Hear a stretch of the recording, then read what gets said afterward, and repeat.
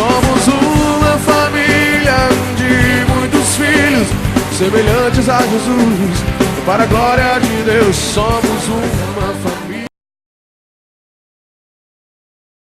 Eu queria que os que pudessem ou nos acompanhassem no projetor ou na sua Bíblia,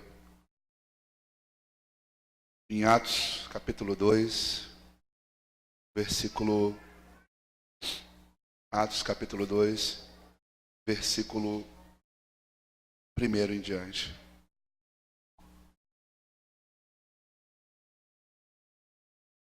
Atos 2, versículo 1. Todos acharam? Ou acompanhem aqui no projetor. Diz assim a palavra de Deus: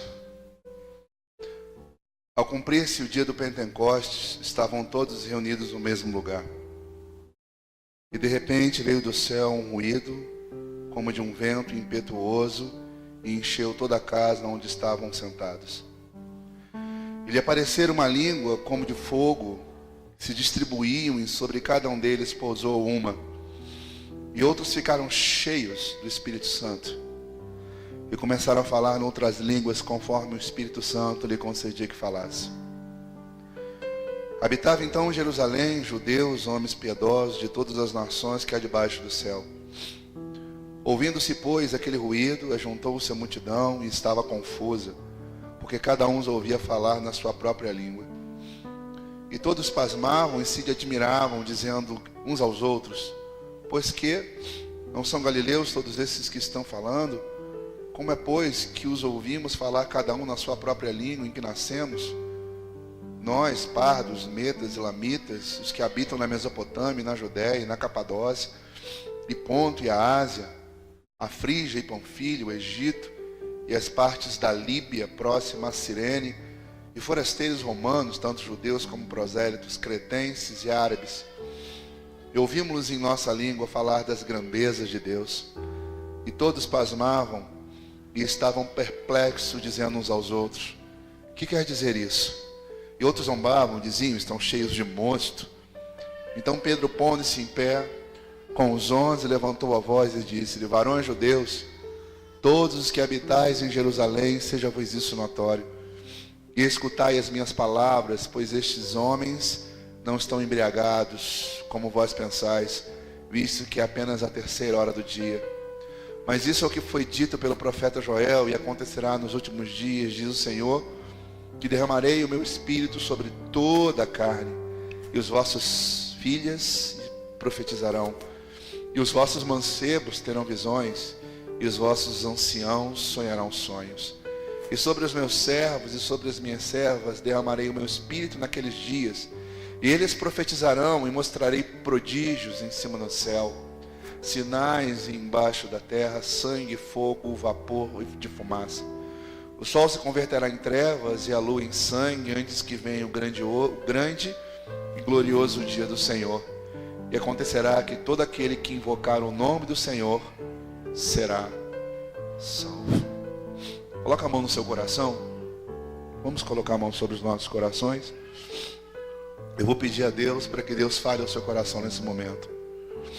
Pai, no nome de Jesus, a minha oração agora é que o seu Espírito Santo, Senhor, trabalhe nos nossos corações, possamos sair daqui hoje cheios do Espírito de Deus, como aquela igreja do passado também esteve. Que o Senhor nos abençoe hoje, em nome de Jesus. Amém. Amém? Eu queria que vocês me dessem atenção, todos vocês.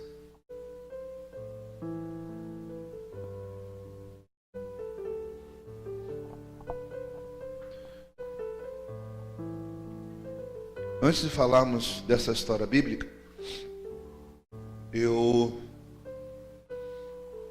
quero fazer com que vocês façam uma reflexão da realidade do nosso Brasil.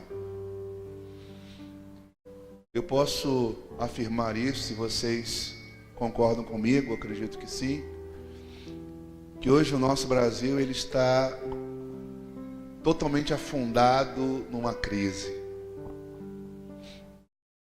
Crise essa que atinge todos os estados, todas as religiões, todas as pessoas e com certeza, de alguma forma, também nos atinge.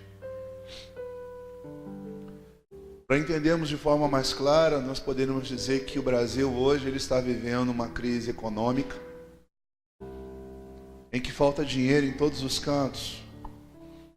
Você vai ao hospital e você não tem lá tudo que você precisa no momento em que você está com a sua saúde debilitada.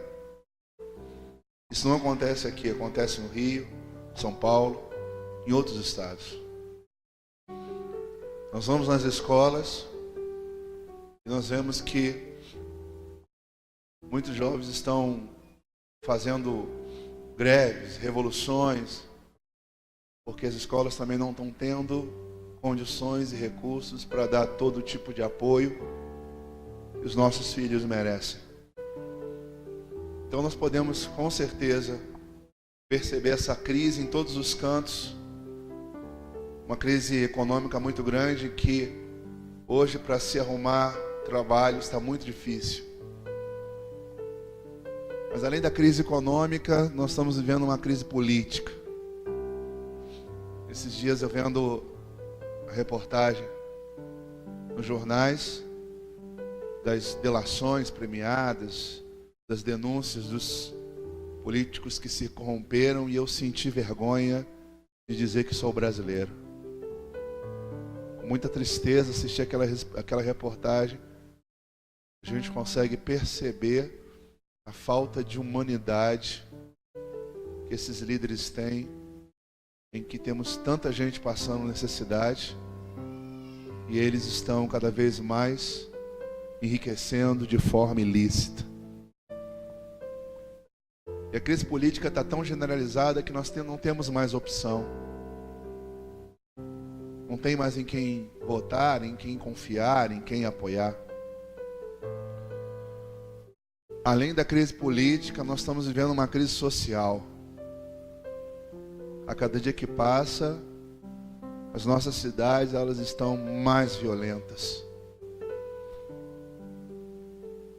Até nas cidades do interior, que é onde as pessoas tinham uma qualidade de vida melhor, elas estão agora passando por situações de violência, roubo, assalto, assassinato. Então nós estamos vendo que a nossa nação ela está se afundando. Para agravar ainda mais esse quadro, além da crise econômica, da crise política, da crise social, nós vivemos uma crise religiosa. Hoje nossos líderes ficam se gladiando, dizem ser certo e todos estão errados. Se mordem, se acusam, se atacam. Hoje temos tantos segmentos doutrinários que fica difícil de entender o que nós temos que seguir, porque é tanta gente falando tanta coisa. Hoje nosso meio evangélico está totalmente perdido, em que muitos dos que se dizem crentes, cristãos ou católicos, estão tendo um comportamento e um testemunho até pior do que as pessoas que não estão na igreja ou nas igrejas. E aí o que nós percebemos é que cada vez mais nós estamos afundando.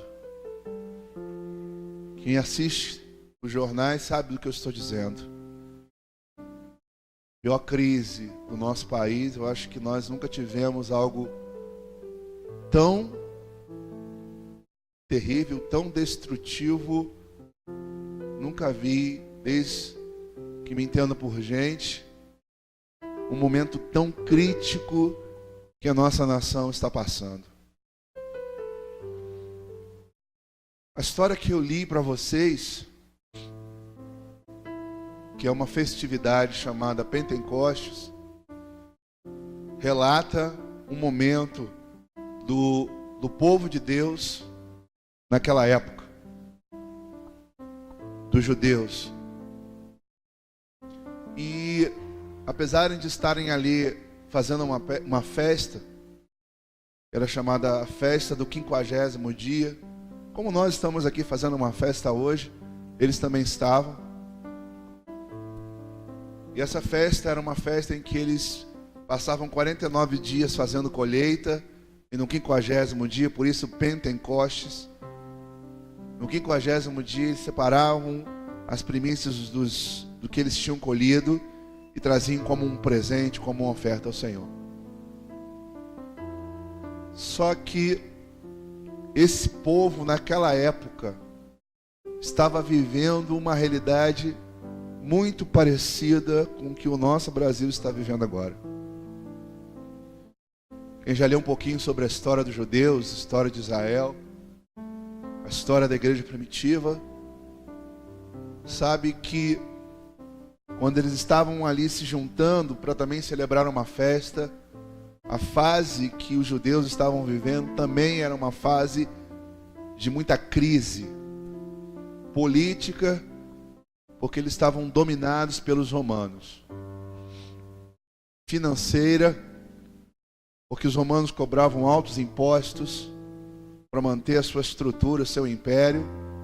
E agravando ainda a situação, os cobradores de impostos, chamados publicanos, eles ainda roubavam, tiravam mais ainda do povo. Então existia uma crise financeira muito parecida com a que estamos vivendo hoje.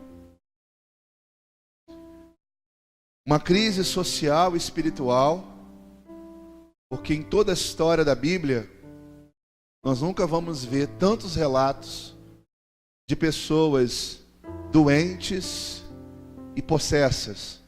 A palavra de Deus diz que na trajetória de Jesus durante 3 anos, em que ele pregou, anunciou a sua palavra, não encontramos em outra história da Bíblia tantos relatos de Jesus ou de pessoas possuídas por espíritos maus e de pessoas doentes. A palavra diz que traziam Jesus, as multidões vinham com seus enfermos e suas pessoas e com pessoas possuídas por demônios. E eles também estavam vivendo uma crise religiosa profunda, porque os judeus tinham se dividido em segmentos, onde se faz referência da existência dos saduceus, dos religiosos daquela época, os herodianos,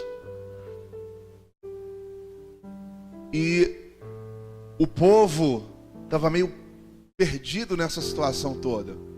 Fariseus, saduceus, herodianos. Para agravar a situação, Jesus tinha sido crucificado, e uns diziam que ele era de Deus, outros diziam que não. Uns diziam que ele ressuscitou. Os romanos batiam firme e afirmavam que ele não ressuscitou, que alguns tinham lá roubado o seu corpo na sepultura. Então, se nós tivéssemos nascido há 2000 anos atrás, nós estaríamos vivenciando a mesma realidade política, social, religiosa, econômica que nós estamos vivendo agora. E a palavra de Deus diz que quando eles subiram à festa, e essa festa, todos os judeus vinham de todos os cantos, os que moravam longe dos termos de Israel, que tinham sido espalhados, habitavam até em outras nações, eles faziam questão de estarem presentes nessa festa. Era uma festa muito importante, a festa do Pentecostes, era uma festividade que os judeus prezavam demais. E naquela festa Deus percebeu que eles precisavam de algo diferente, porque a quem seguia? Os fariseus, os saduceus, os sacerdotes, os herodianos, A quem seguir? Tanta gente falando tanta coisa, dizendo tanta coisa, toda aquela crise, toda aquela peleja. E aí Deus, na sua infinita sabedoria, sabia que a única forma de dar um rumo àquelas pessoas é se elas tivessem uma experiência sobrenatural. Uma experiência que realmente viesse de cima, porque somente as palavras não eram mais suficientes, eram tantos segmentos. Simplesmente alguém falar de esperança não seria o suficiente, porque eles já estavam tantos anos sofrendo ali sobre o jugo dos romanos. Eles precisavam de algo forte. E o que Deus fez? Deus deu a eles isso. Diz a palavra que nesse dia do Pentecostes estavam ali reunidos 120 pessoas que criam veementemente em Deus. E juntamente com essas 20 pessoas, mais de 3.000 pessoas que tinham vindo de todos os cantos para celebrar aquela festa. E naquele momento reunidos, algo diferente aconteceu. Não era o sacerdote falando, não era o fariseu ensinando, era Deus. E diz a palavra que de repente eles estavam ali, e aí começou o Senhor a abrir os olhos de alguns, e eles começaram a ver faixas de fogo. A palavra diz que eram línguas de fogo. De repente eles escutaram um som poderoso, como de um vento muito forte, impetuoso. E aí de repente veio algo que marcou aquela geração. Veio um derramamento, um poder do céu, uma visitação, que aquele povo precisava daquilo. Aquele povo estava cansado de sofrimento, cansado de decepções, cansado de ser roubado, cansado de religiosidade. Eles estavam cansados daquela vida sem rumo, sem direção. Aquela festa não teria sentido se Deus não se manifestasse.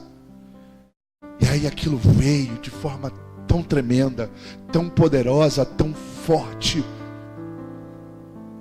E todos ficaram tão impactados com aquilo, porque quando eles olharam, eles viram coisas sobrenaturais. Pessoas começaram a falar em outras línguas. Essas línguas começaram a ser interpretadas nas línguas das nações onde os judeus estavam morando, fora dos termos de Israel.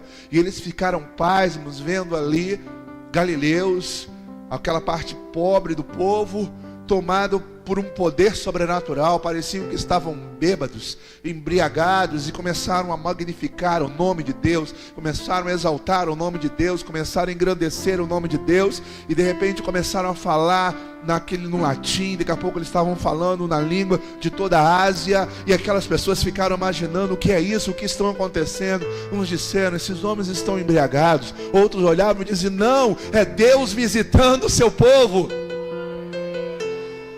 E a palavra de Deus diz que ficaram tão impactados que Pedro se levantou e disse: varões, eu quero dizer para vocês, o que vocês estão vendo não é uma coisa natural, não é algo normal. O que vocês estão vendo é uma promessa. A promessa que Deus disse que um dia iria se cumprir.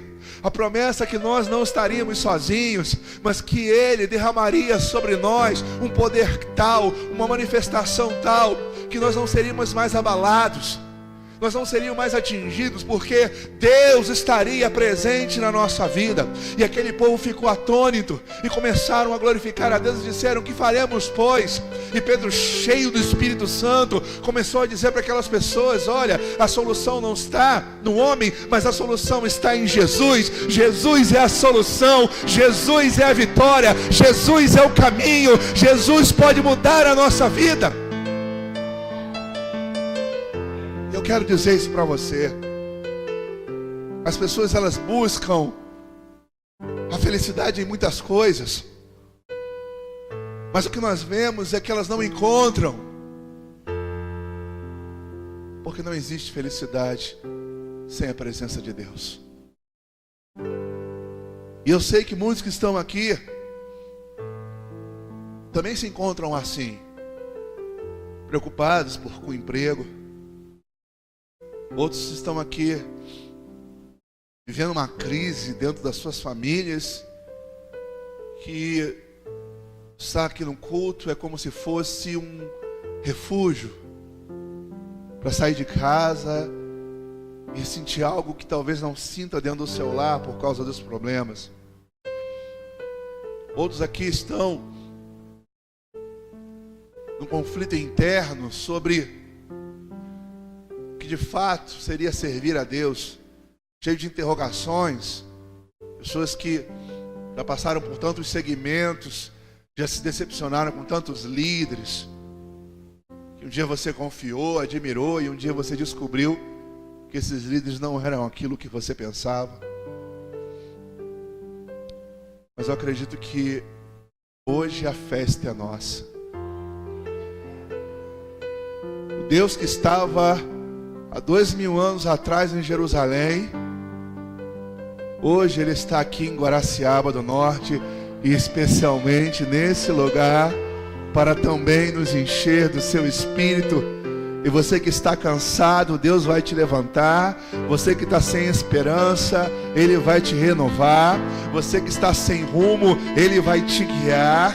E Ele vai fazer isso enchendo você do Espírito Santo de Deus. Somos uma família de muitos filhos, semelhantes a Jesus. Para a glória de Deus, somos uma família.